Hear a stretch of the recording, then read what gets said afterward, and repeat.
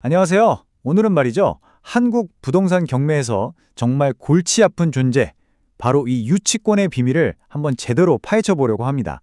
아시겠지만 수억 원이 왔다 갔다 하는 이 시장에서 오늘 알려드릴 이 지식 하나가 여러분의 수익률을 정말 완전히 바꿔놓을 수도 있습니다.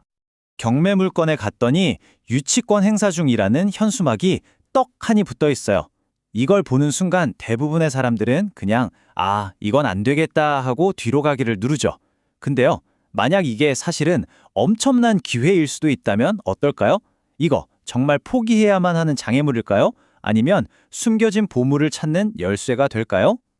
자, 그럼 대부분의 투자자들이 왜 유치권만 보면 도망치는지, 그분들이 흔히 빠지는 함정이 뭔지부터 한번 살펴보겠습니다. 진짜 이 착각 하나만 제대로 알아도 수천만 원을 아낄 수 있습니다. 보통 처음 하시는 분들은 이렇게 생각하기 쉽죠. 공사업자가 저 건물을 점유하고 있네? 그럼 저 유치권은 절대 못 깨. 이렇게 현장을 점유하고 있다는 그 물리적인 사실 하나만 보고 섣불리 단정해버리는 겁니다. 근데요, 이거 정말 위험한 착각입니다. 자, 그런데 여기서 25년 경력의 전문가가 딱 한마디로 정리를 해줍니다. 바로 이거예요. 가장 중요한 건 언제부터 점유를 시작했느냐가 아니라 그 유치권이 법적으로 언제 완성되었느냐이다. 이 한 문장, 이게 모든 걸 바꾸는 핵심 열쇠입니다.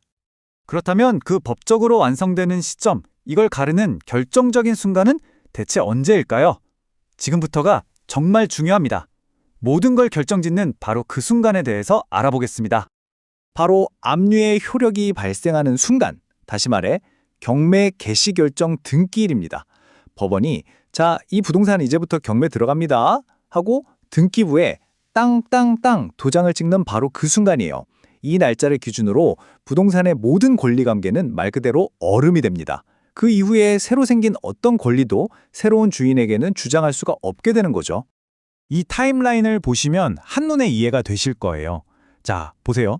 A 시나리오처럼 공사가 다 끝나서 공사비 주세요 할 권리가 먼저 생기고 그 다음에 경매가 시작됐다면 그 유치권은 유효합니다. 하지만 B 시나리오를 보세요. 경매가 먼저 시작되고 나서야 부랴부랴 공사가 끝나고 돈 받을 날짜가 됐다면 그 유치권은 낙찰자에게 아무런 효력이 없습니다. 이 순서가 전부인 겁니다.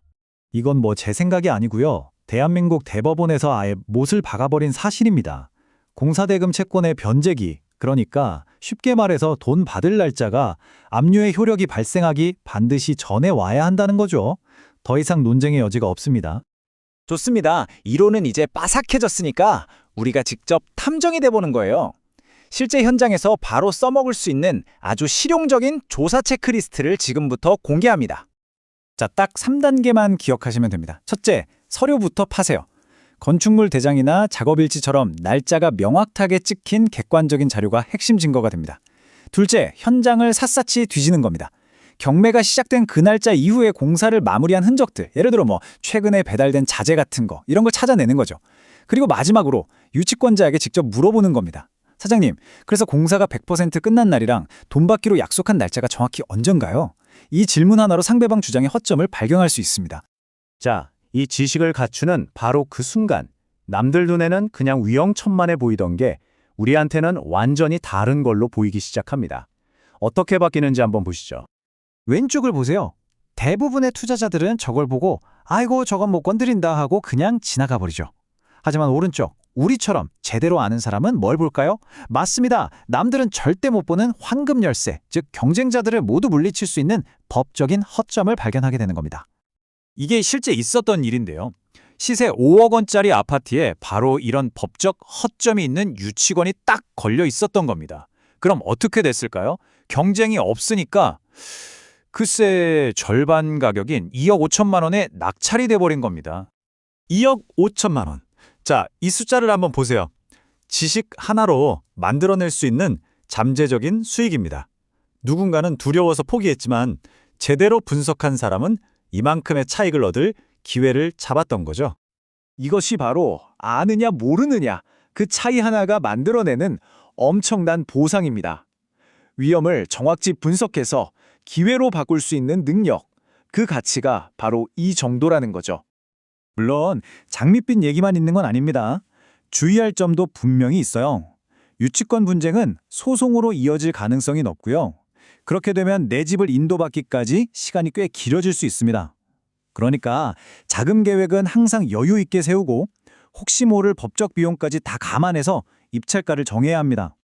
자, 이제 여러분은 유치권의 핵심을 꿰뚫는 눈을 가지게 되셨습니다. 다음에 경매 물건에서 유치권 현수막을 보게 된다면 여러분의 눈에는 과연 뭐가 보일까요? 그냥 무서운 장애물일까요? 아니면 남들은 절대 못 보는 엄청난 기회일까요?